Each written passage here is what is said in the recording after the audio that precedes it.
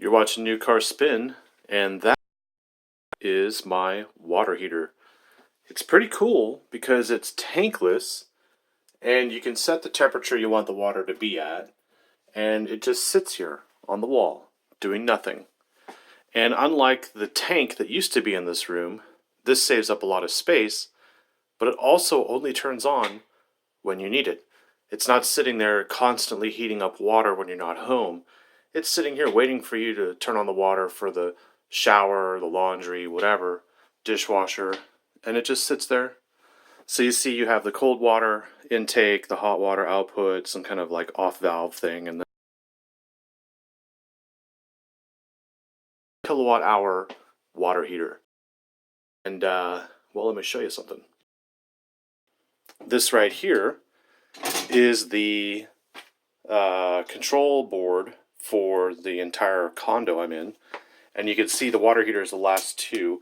It is a 60 amp dual pole power unit. So that 15 kilowatt hour water heater obviously takes some serious power, but there's something else in this house that takes serious power. And that's this right here. This is a range, but it's not your typical brand new, so it hasn't been undone. We're still remodeling here. But basically, this is an induction cooktop, meaning it's not your typical electric system where you elements that heat up the pan. This is a glass cooktop where you put the pan on it, and there are magnets that heat the pan directly. So the entire surface of the pan becomes the burner. Thus, this can boil water in 3 to 6 minutes, something crazy like that. So this is also a huge power hog, but this is the future. You have a lot more control over your typical electric cooktop, and obviously you have more control over fire because you can do really low heat, much more controllable, and then obviously high heat, much more controllable. So this is going to be pretty cool. But there's something else here that I want to show you.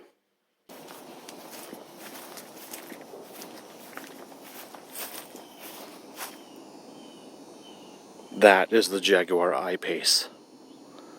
Pretty frickin' cool. And because it's all electric, I took it on as a challenge because you'll see we don't have power outlets in the parking areas here. There's no way to charge this vehicle. So if you were in my situation, can you still drive an electric car?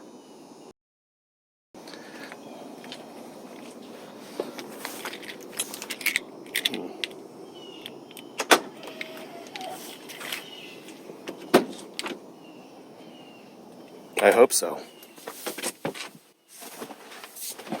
Here's the problem though. I took delivery of this car last night, and I purposely said, you know what? I'll take it at whatever charge you have because I want to know what this is like in real life. So there we are, 57-mile range, 32% battery power remaining. This is my challenge for today. How often do I have to charge? What kind of range anxiety am I going to have? How far can we go? We know what a full charge can do, but what is life like in Brian Grant's world?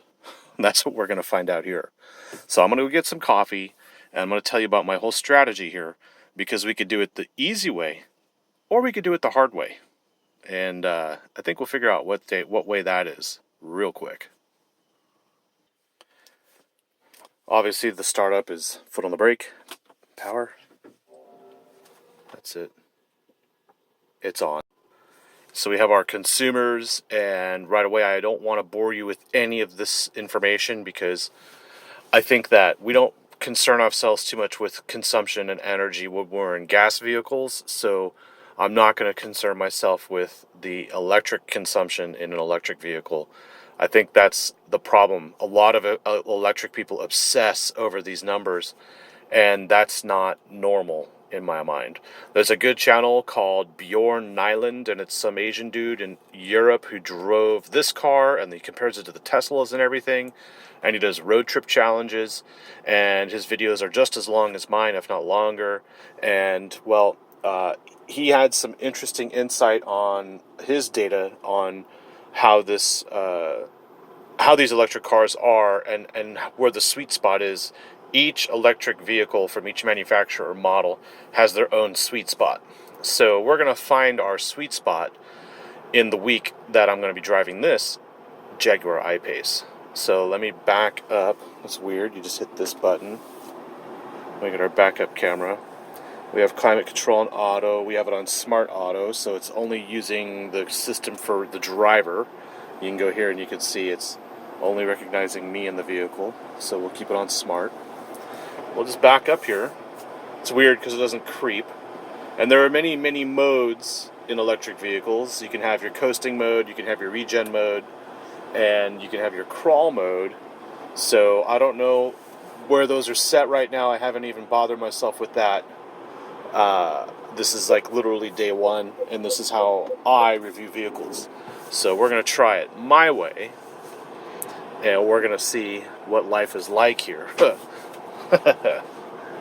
We are in a, let's see what mode we're in. If I go here, let's see. Okay, we're in dynamic mode, so let's, it immediately stiffened up that air suspension. Wasn't expecting that. Ironically, there is an eco mode, and I don't know if eco mode in an EV car is redundant or an oxymoron, but I think we're going to gloss by that real quick. And what'll happen is I'm going to go get my coffee, and I will catch up with you and give you more of a lowdown of what today's plan is.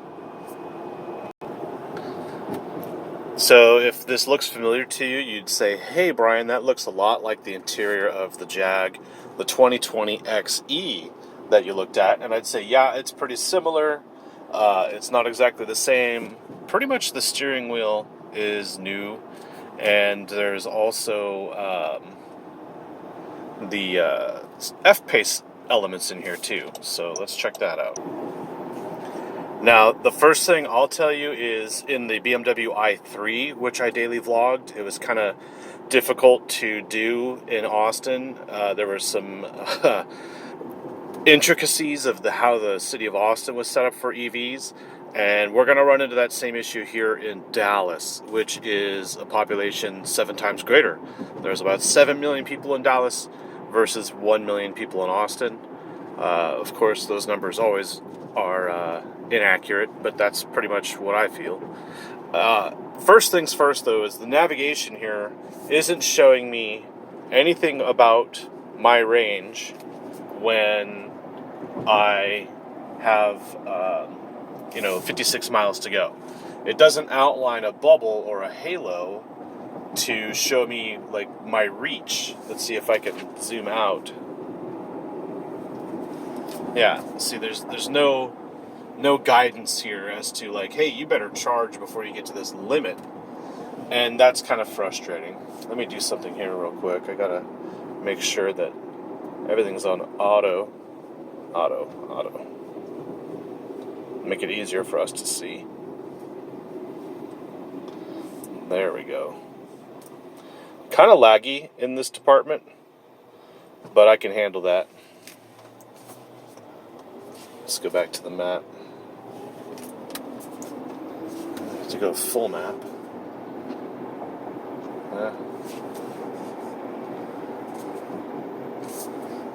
I wish the map would just go full by default. There's probably a setting in there somewhere.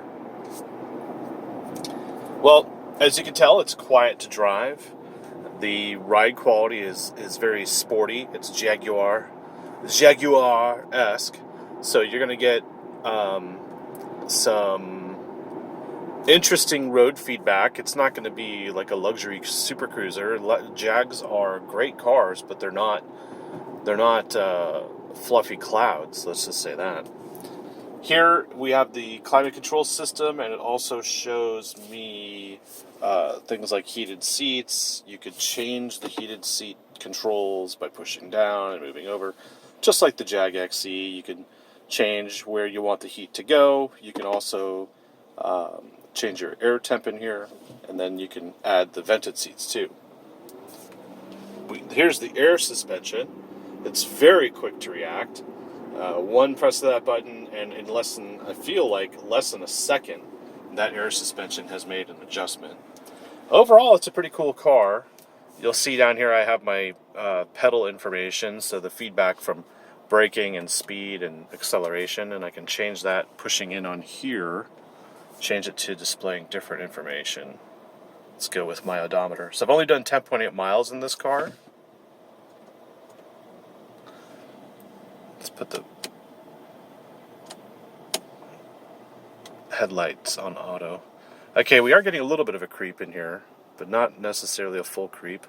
And there are no paddles, so some electric cars kept the paddles over their gasoline brothers, and the electric paddles are used to do things like coast or regen format.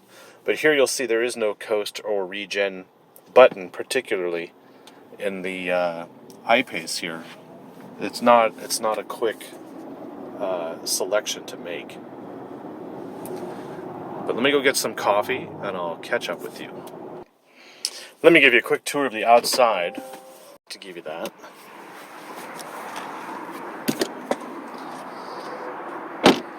You'll see the handles are recessed and go flush when you lock it.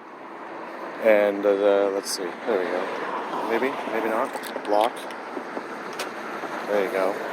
So it's a lot like the Velar in that respect. And nice dark tint on these windows. It's a factory tint. And I'm going to move in a second. So I'm not parked in front of the hydrant. I'm just stopped in front of the hydrant. Cool color. Great wheels. These are 22-inch wheels, by the way. 22s. They are Pirellis. I don't know which model they are because I can't see the name here. Oh, P0s. So pretty slick, and you're going to need all that grip because this can apparently do 0 to 60 in 4.5 seconds. Not only that, it has 396 horsepower, so it's up there in the power level. It's definitely a Jag. And you'll see there's a scoop here, and that scoop takes the air and puts it out over the hood. You can see straight through to the street there, and then the air comes up and over and then down through here. And unlike the Jag XC, this does not have a camera in the back on the tail fin, but there is a camera back here somewhere, and there is no movable spoiler on here. Your only cool stuff is inside, actually. Let's see if I can open this. There we go. So now inside, well, there is a huge panoramic roof, and there is no shade for it, and it's glass. It's a lot of glass, but you'll see there's no button here to, I thought there would be a way to like dim or change the way it is, but there isn't. So let me slip into the coffee place over there. Parking was full, so I'm gonna try and get over there now.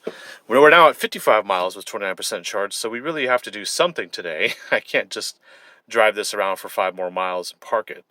I want to make sure I do have a range just in case I need to go somewhere. It's always nice to be able to know I can go somewhere. So to me, 55 seems really low and absurd and ridiculous. But if you had a gas car, you would still be like, oh, I'll just swing by the gas station in 20 miles or at 12 o'clock or whatever, what's convenient for me.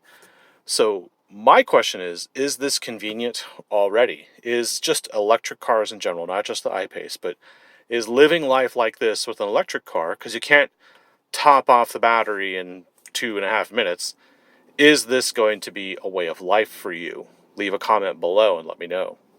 And I'm not even talking about your emissions or your eco status or your environment BS. I want to know, would you ever get a performance EV and think, yeah, I'm in a performance EV and it looks good and it does everything I need and blah, blah, blah. Range seems to be the biggest killer for a lot of people. I get a lot of questions on electric vehicle range, and there's a huge discussion about that, but let me go get my coffee and I'll catch up with you in a second.